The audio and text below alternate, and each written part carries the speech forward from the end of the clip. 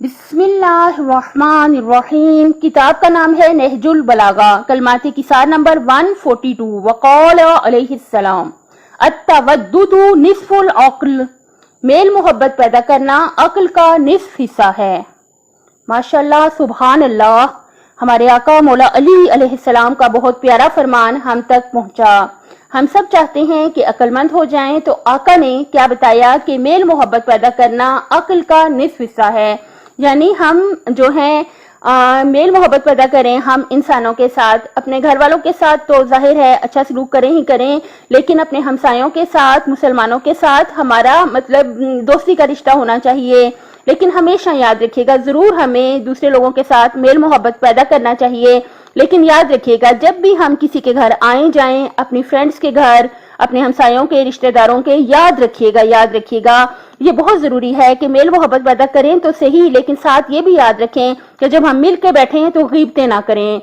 ये पहले से तय करें कि ना किसी की बुराई करेंगे और ना किसी की बुराई सुनेंगे, और बिल्कुल झूठ भी ना बोलें। जब हम दूसरों के साथ मिलते हैं तो हमें चाहिए, या फोन पे बात करते हैं, मैंने एक दफा टीवी पे सुना था सबसे ज्यादा झूठ जो है वो मोबाइलों पे बोला जाता है। तो हमें चाहिए कि हम जरूर मेल मोहब्बत पैदा करें कि मौला ने फरमाया ये बहुत जरूरी है, ये अक्ल का निस्फ हिस्सा है।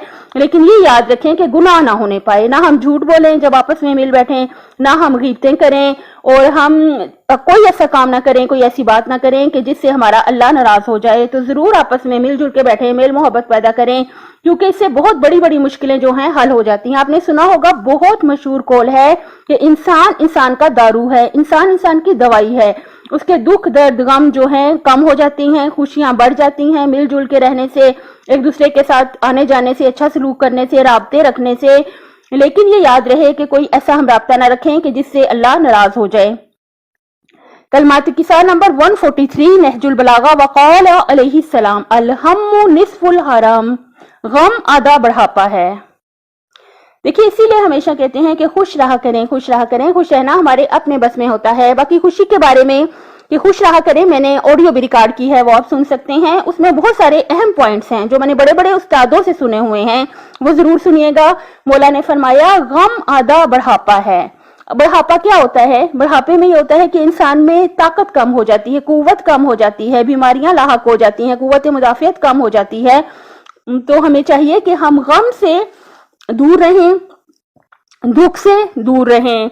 जो कुदरती तौर पे दुख आ भी जाते हैं उनको हम बहुत लंबा ना करें, उनको उनकी कुदरती मुद्दत तक ही रहने दें, और उसके बाद खुशी खुशी जिंदगी गुजारें। हमारे अपने हाथ में है, आप जरूर मेरी वो ऑडियो सुन लें। खुश रहा करें में बड़े बड़े स्कॉलर्स के पॉइंट्स मैंने बताए हैं।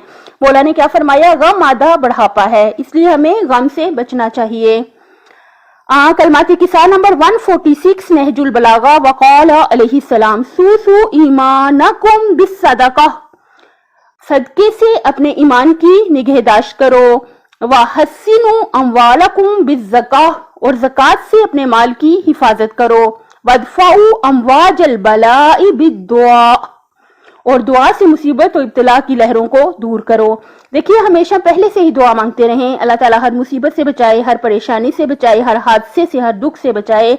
पहले से दुआ मांगते रहें तो क्या होगा कि इससे मुसीबत और इब्तिला की लहरें जो हैं वो दूर हो जाएंगी। मुसीबत हम तक पहुंचने ही नहीं पाएगी, पहले ही वो हमसे दूर हो जाएगी। इसमें हमने क्या सीखा? सदके से ईमान की निगहदाश्त करो, सदका देते रहा करें, ज़कात देते रहा करें, और ज़कात से अपने माल की हिफाजत करो, और दुआ से मुसीबत और इब्तिला की लहरों को दूर करो। बहुत दुआ किया करें, हर वक्त हमें चाहिए हम दुआ करते रहें, उठते बैठते अल्लाह ताला से अपनी दुआएं मांगते रहें। दुआओं का बहुत फायदा है, दुआ बहुत बड़ी इबादत है। कबूल हो जाए तो बहुत ही अच्छी बात है, और अगर कबूल ना हो तो मैंने यहाँ तक हदीस पढ़ी थी कि क़यामत के दिन जो दुआएं कबूल नहीं हुई उनका इतना ज्यादा अजर दिया जाएगा कि इंसान क़यामत के दिन ये ख्वाहिश करेगा कि काश दुनिया में मेरी कोई दुआ भी कबूल ना हुई होती। अपनी सेहत, आखिरत और खालिक की मखलूक का ख्याल रखिएगा। मेरे चैनल को सब्सक्राइब कर दें। अल्लाह हाफिज।